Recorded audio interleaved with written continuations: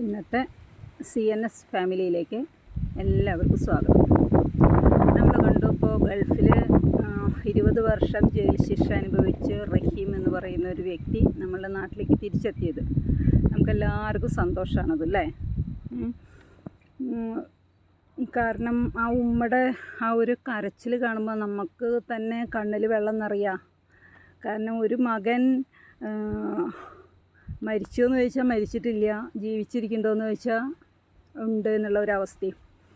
കാരണം ഒന്ന് കാണാനോ എന്തെങ്കിലും ഒന്ന് സംസാരിക്കാനോ പറ്റാത്തൊരവസ്ഥ ഉമ്മയുടെ അല്ലേ. ഭയങ്കര ഒരു വേദന തോന്നുന്ന കാര്യമായിരുന്നു അത്. നമ്മൾ ഇപ്പോൾ അതിൽ കണ്ടത് ആ ഉമ്മ കെട്ടിപ്പിടിച്ച് അങ്ങനെ കരയുമ്പോഴേ നമുക്ക് പോലും ഭയങ്കര വിഷമം.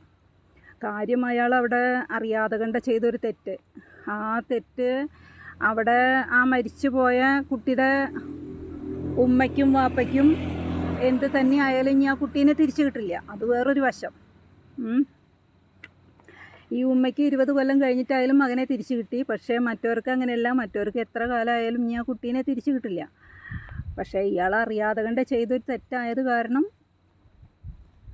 അയാൾക്ക് രക്ഷപ്പെടാൻ സാധിച്ചു. എന്തായാലും അവർക്ക് ഇനിയുള്ള ജീവിതം സന്തോഷമായി തീരട്ടെ എന്ന് നമുക്ക് ആത്മാർത്ഥമായിട്ട് പ്രാർത്ഥിക്കാം.